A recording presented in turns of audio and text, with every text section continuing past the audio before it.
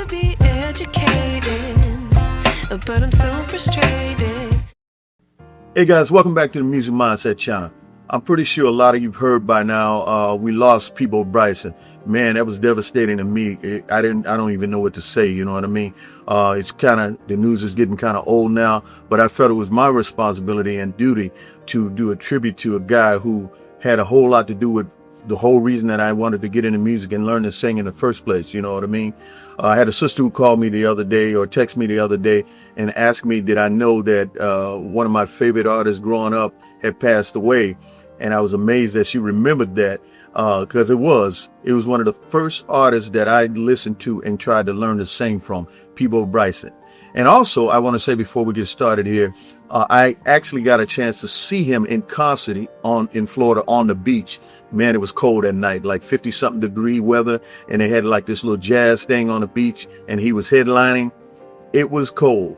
And the thing that impressed me the most about Peabo Bryson, in all that freezing weather, I know I would have lost my voice on the first note. Not him. He sung all those high notes. I mean, he didn't bring one song down. That's the thing about him. He never did like a lot of artists would do, bring their songs down for comfort. He sung them at those high tenor pitches, and I gained a whole different respect for him.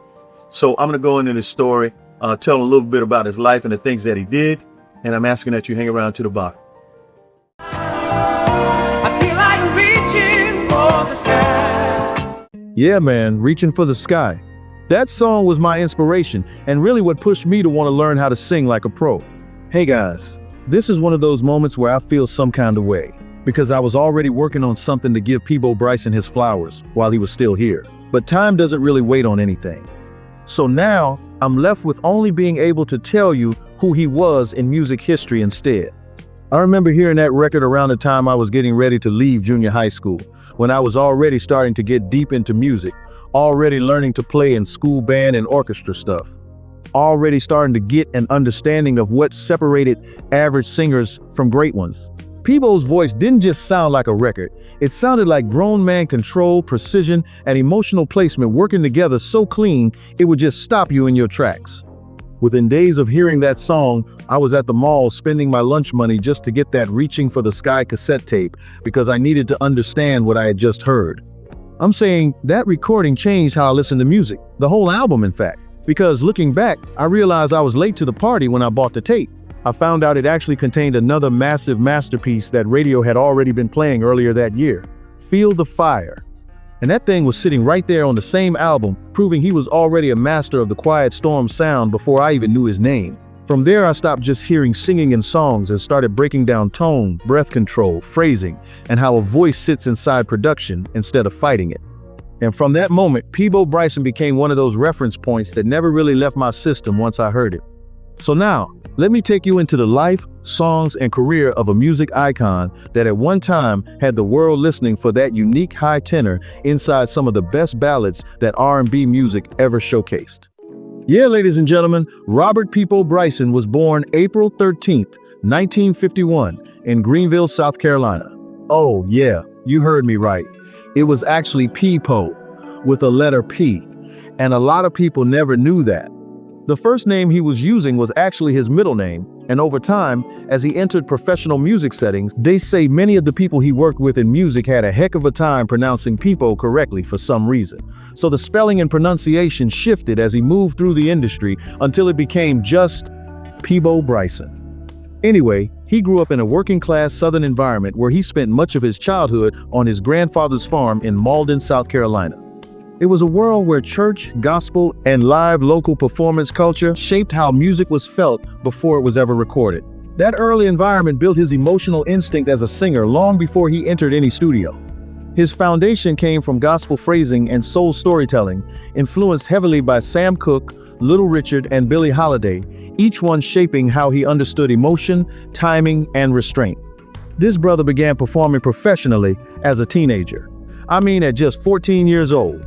He made his professional debut singing backing vocals with local groups such as Al Freeman and the Upsetters, where he learned how to function inside live arrangements and vocal groups under real stage pressure. From there, he moved into touring with Moses Dillard and the Textown Display on the Chitlin Circuit, performing across the southern United States in venues where there was no room for error, only performance. Those years built his discipline, timing, and vocal control under live conditions that shaped his entire career. I got a chance to see a lot of extraordinary artists and listen to a lot of extraordinary original music in its original state. And that inspired me probably more than anything else did, and that the impact that they had on an audience. Don't you try to hold me down. Don't try to hold me down. His professional recording debut on the charts actually came in 1975 when he provided lead vocals for Michael Zager and the Moon Band on the track titled Do It With Feeling, which established his early presence in the industry. But that chart success only happened because Peabo had already relocated to Atlanta years prior, grinding behind the scenes for Bang Records and Eddie Bisco. It was an exciting time to be around that label because another future powerhouse, Brick, was also building momentum there. Yeah, I know you remember Brick, who signed in 1976, immediately blowing the doors down with their album Good High and that smash hit called Daz, right when Peabo was laying down his own foundations. Atlanta was becoming a creative hotspot, and Peabo was right in the middle of it. At that point, Peabo was already operating as more than a singer. He was writing, arranging, and shaping his own stuff, building the structure of his sound from the ground up instead of being placed inside someone else's system. So, in 1976, he released his self-titled debut solo album, Peabo. This was a full artistic statement right here. He arranged and produced the entire project himself, but the great Tom Bell actually co-wrote a couple of the songs on the album, connecting Peabo directly to the legendary Philly soul tradition. Now, you might not know this, but that album also featured background vocals from session singers that included a young Luther Vandross and Cissy Houston before their solo careers took off. Songs like It's Just a Matter of Time, Just Another Day, and Underground Music established him as a writer and vocalist who understood both structure and feeling at a high level. Then the following year, he signed with Capitol Records, and that's where things really started moving. Capitol had the ability to put his voice in front of a much larger audience. And that brings us directly to his 1977 breakout album, Reaching for the Sky, and listeners would quickly respond when they heard him blow.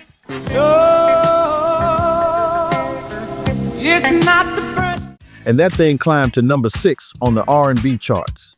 But there was an even bigger hit sitting right next to it on that exact same project.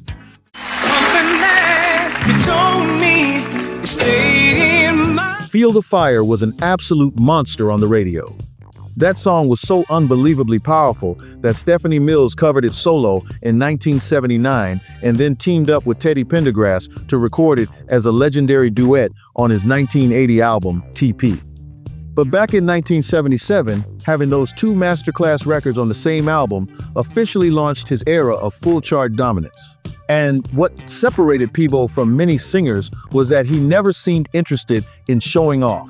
He could sing with tremendous power when necessary, but his greatest strength was knowing when not to.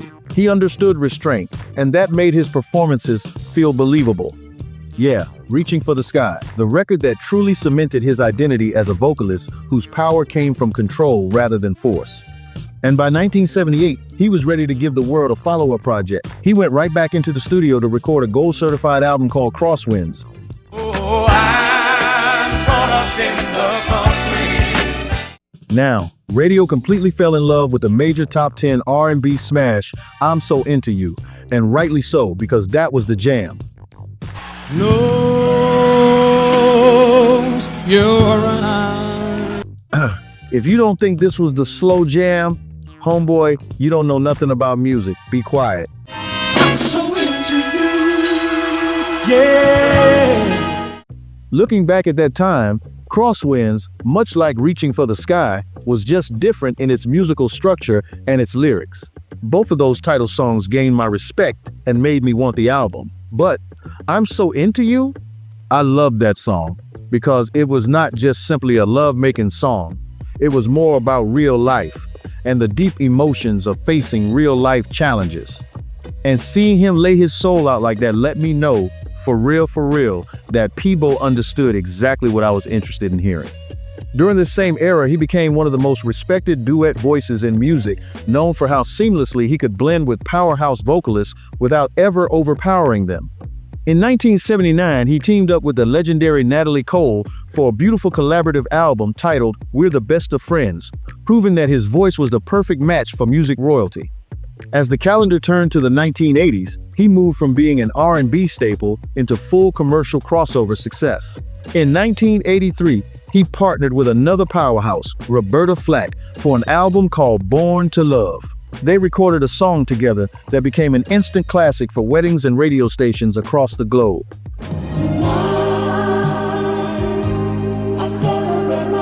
Tonight I Celebrate My Love became one of the defining romantic duets of all time, climbing into the top 20 of the mainstream pop charts. Peabo rode that incredible momentum straight into 1984, releasing a solo masterpiece that exploded into the mainstream top 10 and completely dominated adult contemporary radio. If ever you're in my arms again. If Ever You're in My Arms Again became his biggest solo pop hit, reaching number 10 on the Billboard Hot 100 and sealing his status as a global superstar. By the turn of the decade, his timeless style caught the attention of Hollywood, leading him to a massive global stage. And then in late 1991, he joined forces with a rising international star to record the theme song for a classic animated Disney film. That magical collaboration with Céline Dion for Beauty and the Beast pushed his voice into worldwide recognition, earning him his very first Grammy Award in early 1993. He followed that cinematic magic almost immediately. He went back to Disney for the 1992 movie Aladdin, partnering with Regina Belle to sing a soaring ballad that did something no animated Disney song had ever done before. A Whole New World made absolute history in March of 1993 by climbing all the way to number 1 on the Billboard Hot 100. It permanently placed Peabo in global pop culture history and secured him his second consecutive Grammy Award in 1994. The greatest, moment of my life was being able to share the stage with him, singing duets with him. But everything was not always gravy, though. In the early 2000s, he faced serious financial difficulties involving the Internal Revenue Service, which resulted in the temporary seizure and auction of his personal assets and career memorabilia. But despite that incredibly difficult public setback, he showed immense resilience, resolved his debts, and continued performing active tours worldwide. Across his entire career, he remained a vocalist first, supported by writing and arranging ability, rather than an instrumental performer. His identity was built on interpretation, tone, control, and emotional delivery. And while he balanced decades of public success with a grounded life away from the spotlight, his world truly found a beautiful anchor when he married his wife, Tanya Boniface, and welcomed his young son, Robert, to join his adult daughter, Linda, completing his inner circle. And it was in 2018 where he proved his artistry still held immense relevance across generations of R&B production when he teamed up with the legendary duo Jimmy Jam and Terry Lewis to release the album Stand for Love. Just a year later, in 2019, that foundation of family saved his life. He suffered a major heart attack at home, surviving only because of immediate cardiopulmonary resuscitation from his wife Tanya and rapid emergency medical response. He fully recovered, returning to both studio work and live performances with that same beautiful tone. But like I always say, we all have expiration dates set on the day we are born, and there are no exceptions. So man, it hurts to say this because like I said earlier, I was getting a video ready to honor Peabo while he was still here with us, but the clock just ran out. Yeah, family, if you haven't heard by now, on Thursday, May 28, 2026, Peabo suffered a severe stroke, a sudden medical crisis that unfortunately proved too much for a heart that had already battled through that major attack 7 years prior. He was rushed immediately to a hospital in Marietta, Georgia, where doctors worked tirelessly over the next few days to stabilize his condition. But the complications from the stroke were just too severe. Once it became clear that he could no longer recover, the focus shifted to making him completely comfortable. And at 5 p.m. on June 2, 2026, sadly, Robert Peapo Bryson passed away peacefully at the age of 75, surrounded by the love of his family and those closest to his heart. This closed out a 50-year career that shaped romantic R&B, duet performance, and cinematic vocal storytelling at a global level. What he left behind was not just a catalog of music, but an absolute standard for how emotion is delivered through the human voice, and a blueprint demonstration of how a real man tenor vocal is to be sung and performed. Yeah, man, I tell you what, there's not enough can be said about how great this guy was. His personality, his singing, his style, the way he dressed. The dude was just cool. And I know I'm going to miss him. I'll probably be listening to a lot of his songs this weekend, just reminiscing, man. And Reaching for the Sky really was a song as a kid. I heard it on the radio and I just was mesmerized, and I had to go out and buy that thing for real. Peabo Bryson, the great Peabo Bryson. We're going to miss that guy. Rest in peace. And I hope you appreciate that on the channel. And I'm going to see you guys next time. Hang in there.